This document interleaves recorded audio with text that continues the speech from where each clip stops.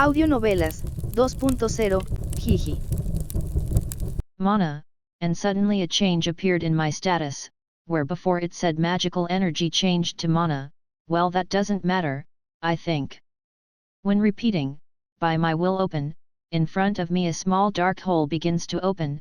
After 30 seconds, the portal changed color, to a light green color, and I lost 50 mana. Wow, what a beautiful color! While I was loading the Fairy King portal, the fairies were collecting their resources to start a new life.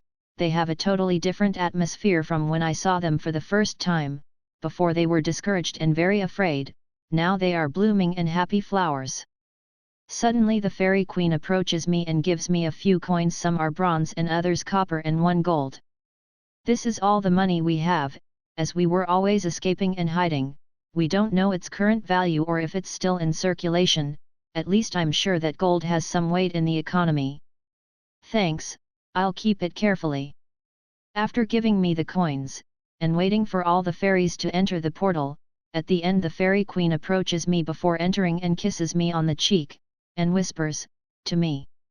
Thanks for everything, we'll be busy on the other side. When we're done, come visit us, we'll be waiting for you, I'll be waiting for you. She said that last sentence with a seductive voice, and she quickly went to the portal and closed it. He, that was interesting. Well, now is not the time for those kinds of thoughts. I'm still in a dangerous place. I analyze the Fairy King's ring and it shows me the following details. Fairy King's ring. Description: a ring bestowed by the fairies, which grants the wearer the right to be the Fairy King and to command the fairies using the authority of the Fairy King. Skills obtained by reconnaissance of the fairies. Fairy King's authority: when using this ability, fairies cannot refuse when given direct orders. Fairy King portal allows you to create a subspace where the fairies and the wearer of the ring can live. The ring wearer can only be 2 hours inside it. Quality: unique. Statistics: increased all base stats of the wearer by 30. Durability: incalculable. Yes, he really is an isekai, but something is strange. I was thinking about it, but I think this story was not for this main character but for another. I don't know the truth, but one thing is certain, or rather this body would have to see it killed by the cave bear. Well, what does it matter? The important thing is that it is fun, so much emotion. I want to continue telling this story until the end. The joy overflows me and I can't help but smile. Well, let's continue. And it got dark, I didn't realize, but among all this it got dark, and with 3 to 5 days to go I'll have to add another day, since this day was not a loss, in the least. Well, tomorrow there will be 2 days of walking to go. It's time for a bonfire and something to eat. It takes me 25 minutes to prepare everything, not like before when it took 30 minutes, and while I was collecting the materials, I found the most precious thing for my kitchen. I found salt, the mother of flavor. In short, when I saw a strange rock and analyzed it, it showed me the following data: salt tip rock, rare mineral. When I saw it, I quickly began to chop the rock at punta de sal. With a stick, after 5 minutes of chopping between quotes, because the only thing that I was doing was poking him with a stick, I managed to get a good 435 grams of salt. That's what it said when I added the little pieces of rock salt to the object box, and on the other hand it said 2560 grams of rock.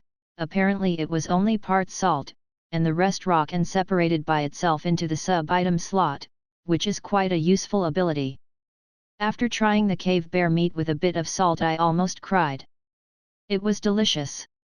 And of course I called the fairies with the portal of the Fairy King's ring, asked them if they could eat meat, and they all said yes. It was really nice to see their expressions of delight, when eating the bear meat with salt and some spices. When we finished eating everything, the fairies were lying down, with their little bellies swollen from eating so much meat, and some fell asleep on the floor, and I gently lift them up and bring them closer to the portal to those who are asleep, so that their companions can take them away.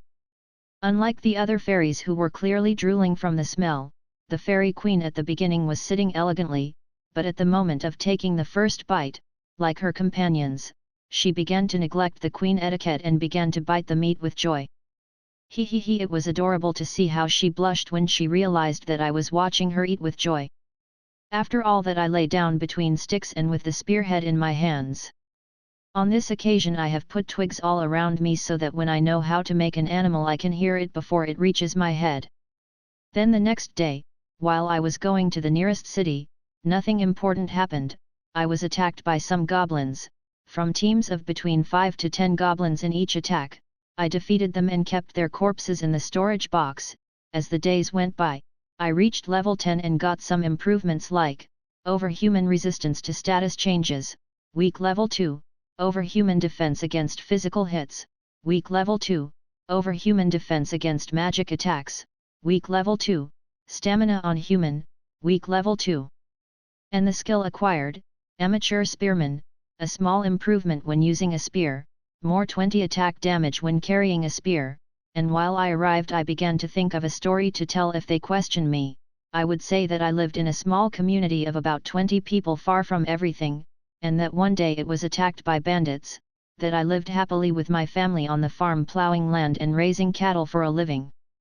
That my parents were killed by the bandits while escaping and that they gave their lives so that I could escape safely, and that I walked aimlessly to this place. Upon arrival I see a city with people going in and out, being searched by the guards and showing their papers. I don't know what papers, but as I approached a guard stopped me and interrogated me with a firm voice. Stay still in that place, who you are, where you come from, since you come to this place. Before answering the guard I analyze it. Name, Classe. Titles, Gatekeeper, Survivor. Level 25. State. Vitality 60 base stat per level, equals 1500. Strength 30 base stat per level, equals 750. Strength magic 10 base stat per level, equals 500. Magic energy 20 base stat per level, equals 350. Stamina 40 base stat per level, equals 1000. Agility 5 base stat per level, equals 125. Physical defense 40 base stat per level, equals 1000. Magic defense 40 base stat per level, equals 1000. Resistance to status changes 60 base stat per level, equals 1500. Accuracy 0.50 base stats per level equals 12.5. Passive skills. Superhuman vitality, weak level 3, 260% increase. Superhuman strength, weak level 2, 240% increase. Superhuman sense, weak level 1, 200% increase. Stamina over human, weak level 2, 240% increase. Superhuman reaction, weak level 1, 200% increase. Agility superhuman, weak level 1, 200% increase. Magic resistance, weak level 1, 200% increase. Shock resistance, weak level 1, 200% increase. Superhuman resistance to status changes, weak level 1, 200% increase. Superhuman defense against physical hits, weak level 4, 280% increase. Defense over human against magic attacks, weak level 3, 260% increase. Stamina over human, weak level 1, 200% increase. Skills. Veteran swordsman, years of practice have resulted in a great improvement in wielding a short sword. Veteran squire, years of practice resulted in a great improvement in carrying a short shield. Survival medium tier 3, slight buff at weather preps plus 70 on all base states. Weak farmer level 2, a slight improvement in progress and planting crops on a large scale plus 40 strength and 30 stamina. Strong stomp, substantial increase in momentum and blows with the feet. And many other things that if we continue we will not finish anymore. I could also give more detail if I focus on specific skills, but it would take too long. After listening to my story, the guard seems somewhat sad and remorseful, and tells me, "I see you had a bad time with that boy, you lost everything, sorry for making you remember everything that again, Just this once as an apology you won't have to pay the entrance fee. I asked the guard if my coins are still good, and he answered me the only one that currently works is the gold one, the others were changed and are no longer in circulation for more than 5 years. This was the family treasure, my mother gave it to me before I started running. I can see the guard who is holding back the tears so they don't come out. Well, thank you very much for everything, Mr. Guard. Don't worry about anything boy, and call me Glacé, and as advice I suggest the inn. The Silver Ferry is a cheap inn and above all it has 2 good things. The first is close to the Adventurers Guild and the second, the food they prepare from breakfast tastes good. It is average, but for the price it is a good choice. And welcome to Moonlight City, and don't flash your coin easily or it will be stolen. I thank you, and when you pass through the entrance what you see is the typical isekai, people working, horse-drawn carts in quotes, since they only look alike, but they are not, and above all what cannot be missing, dressed people, humans with animal ears, tails. And, they have chains that I don't like, perhaps it will be the type of slave or racial supremacist. Well, it doesn't matter. I go to the inn that Glacé advised me. While I was walking towards the address of the inn that I obviously did not know, I was getting closer to the shops, and while I was trying to buy some apples, each apple cost 1 copper coin, I tried to pay with the coin of gold and the shopkeeper rejected it. She asked me if I had something smaller and I told her that I only had that. When the shopkeeper heard me, she made signs to me so that I would face up and spoke in my ear. In a low voice she told me, "What are you doing? A noble in these areas, I will give you this apple and go home because it is not safe in these sectors, and hide that coin. If they see you with it showing everyone, you are inviting any thief to rob you." I thank the shopkeeper for the free apple and ask her for the address of the inn. She instructs me and continues with the walk until I reach the inn. When I arrived, the person in charge of the place received me. "Hello, good afternoon, dear client. My name is Clara and I am the person in charge of the inn, the Silver Ferry. You are new to the city." "Hello, nice to meet you. My name is Dante Universo and I want to ask for lodging in this inn."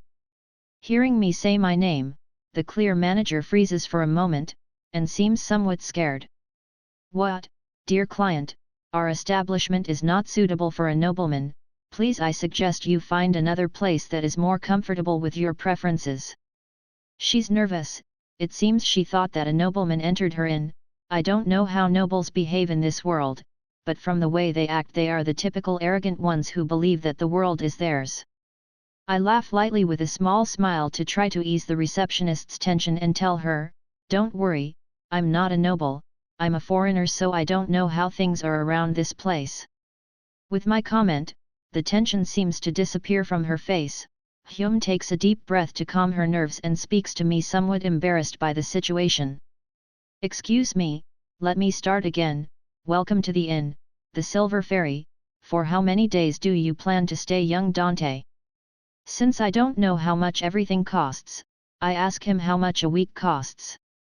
And he answers me a week is 7 days, each day costs a large copper coin with 3 small ones, but as an offer if he stays 7 days it will only be 1 silver. "Well, thank you very much, give me a room for 3 weeks, and I'll give you the gold coin." Again Clara froze looking at the coin and with the ease with which I hand it over, and she panicked slightly. It is a noble, young lord, please, please." Before she starts to panic I stop her. Clear, please stop, as I already told you I am not a noble, just a foreigner." And he answers me. But the coin is gold, and it is paying for many days as if it were nothing. People usually stop for 3 days to 2 days, and adventurers and merchants pay for 1 week, although it is not common, and us, you pay not only for 1 week but for 3 as if it were nothing. Please tell me if he is a noble." I grab her trembling hands and jump. I tell her with a firm voice, staring into her eyes, "Clara, I'm not a noble, I'm just a foreigner who wanted to come to this city to live a new life." Clara, with shame visibly on her face, looks away and answers, "Yes, I've calmed down, but could I let go of my hands? I need them." "Excuse me, I only did it to calm her down. No, no need to apologize. Well, it will be 3 silver coins. When giving him the coin, he stays for a few moments looking at it as it shines. Ahem, wah yes. He quickly puts the coin away and leads me to my room while he tells me how my stay will be. The stay will consist of a breakfast in the morning and a lunch at night if you wish. The food is not the richest, but it is edible. I hope you enjoy your stay. I thank him with a smile and he seems to remember what happened and he blushes again and leaves quickly. Well, my room is a small room about 2 meters wide and about 5 meters long and my bed is made of straw. Before someone misunderstands it, it is a bed made of wheat or barley cane, and as it got dark, I lie down to sleep because of how exhausting the day was.